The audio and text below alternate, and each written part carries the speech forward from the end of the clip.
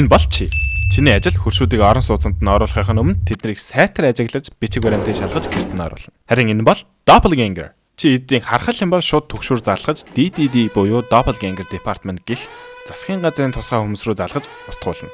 Харин чи анхааралгүй байгаад эдгээр зүйлийг оруулах юм бол чиний анзаараагүй оруулсан doppelganger чамайг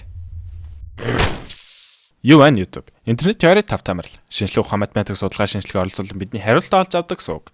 Харин нуудад бид ярих сэдэв бол That's not my neighbor. Мэдгүй хүмүүст хэлэхэд That's not my neighbor 8 сарын өмнө Монгол гадаад гэлтгүй YouTube-ийг хэдэн 7 хоног эзэлсэн. Харин өнөөдөр бид энэ тоглоомны ард юу нуугдаж байгаа талаар мэдэх болно. Жишээлбэл doppelganger-ууд гэж юу вэ?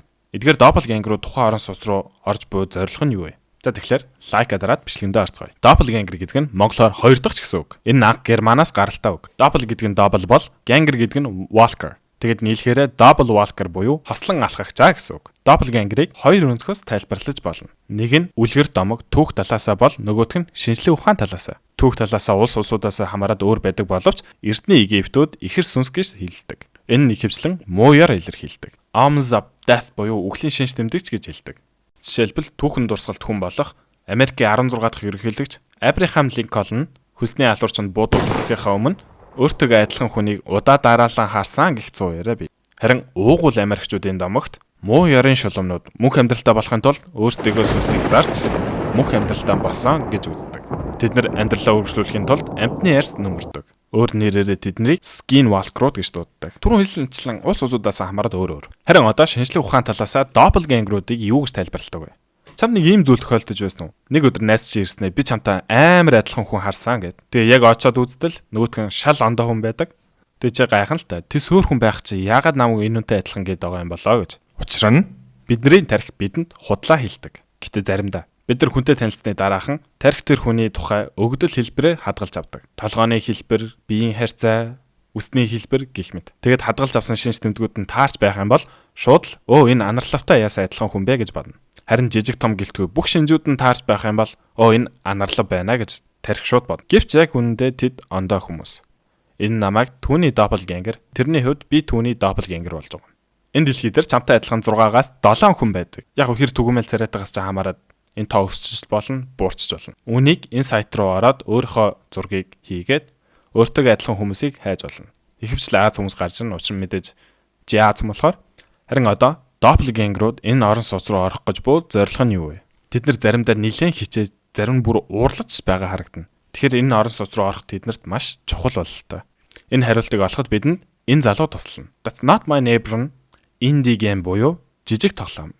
Иймэрхүү жижиг тоглоомуудыг хөвчлэн ганцхан хүмүүс хөгжүүлсэн байдаг. Харин That's not my neighbor-ыг хөгжүүлсэн хүн Nacho Sama гэх энэ залуу. Тэрээр DDD бити хийдэг гэсэн цаас өгөх ба түүний өгсөн цаасан доор нь нэгэн сайт байрлсан байх болно. Тэгээд тэр сайт руу норж үзтэл юу ч олцсон. Зүүн дээд буланд нь англи хэлний цагаан толгой өсгөнүүд байх бол XP хэсэгт нь нэгэн сонин тэмдэгнүүд харагдана. Энэ бол компьютерийн хэлэн дээр бичигдсэн код байв. Энийг зөвхөн программистууд л тайлж чадна. Харин бид нар тэрэнд ямар ч санаа зовлтгүй. Учир нь энэ залуу программын хангамжаар сурдаг. Яг уу жоохон муу сурдаг л та. Гэхдээ бидэнд одоохондоо хангалттай үр дүнд хүрч чадна.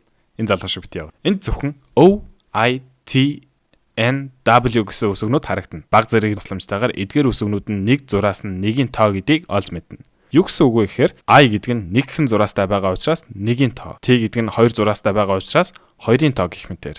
N болон W нь 3 болон 4 болж таарч байгаа юм. Харин O гэдэг нь тэг. Ингээд эдгээр тоог нийлүүлэх юм бол тэг 1 2 3 4 гэсэн тоо гарч ирнэ. Энэ бол компьютерийн хэлэнд base 5 тооллогын систем. Харин бидний өдөр тутамдаа ашигладаг тооцоололын систем бол base 10. Энгийн математикт нэгээс эхэлж тоолдог бол компьютерийн хэлэнд тэгээс эхэлж тоолдог. Тэгээд base 5-ыг base 10 руу хөрвүүлэх юм бол бидэрт ахин нэгэн шин тоо гарч ирнэ. Эдгээр тоог нь англи хэлний цагаан тооллого дээр тулгаж кодыг нь задлах үеэр жинхэнэ хариулт нь гарч ирнэ. Чи сайн ойлгосноо? Ойлгоогүй их тэнцээ хариулт нь Reddit-тэй байсан гэсэн шүү дээ. Confidential material.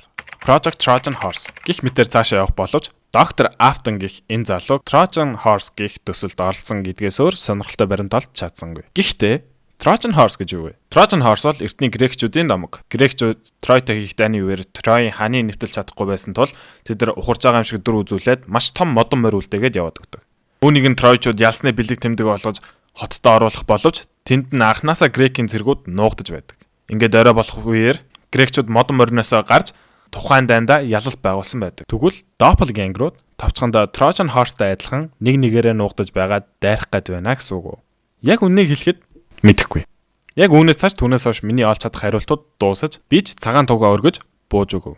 Гэтэл хаанаас ч юм бэ 22 хүний багт ба тоглоомын теори 10 гаруй жил хийж буй туршлагатай game theory багийнхан орж ирж тусламжийн гараа сунгав. Хэрвээ анзаардаг бол би тэдний фото edit гэх аргыг ашиглаж бичлэгнүүдэд янзалдаг. Тэд хоёр том зүйл хэл. Нэг нь энэ залууг цаг хугацаагаар аялдаг бол нөгөөх нь doppelganger-уудыг хайр гаргийнхаа явуулсан гэж хэлдэг. Та нар энэ залууг анзаарч байсан уу? Энэ залуу зүгээр л орж ирж асуулт асуугаад буцаа явуулдаг. Гэтэ энэ асуултууд нь дандаа 1955 онд биш, харин одоо цаг үеийн асуултууд.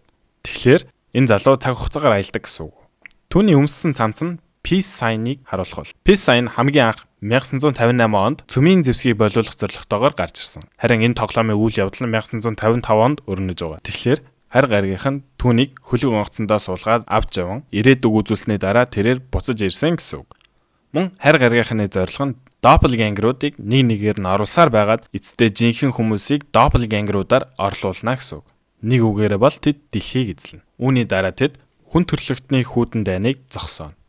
Гэтэ юу гэж дан ганц би хэллээгээд эсвэл game theory хэллээгээд чиний харах өнцгийг тэр чигт нь өөрчлөх ёсгүй. Учир нь энэ бол theory. Мөн би чи бид бүгдээрээ theoristууд. Иймэрхүү бичлэг хийхэд маш их цаг ордог учраас хүлээстэй байдаг чинь маш их баярлалаа. Дараагийн бичлэгээр уулзлаа түр баяртай. Peace.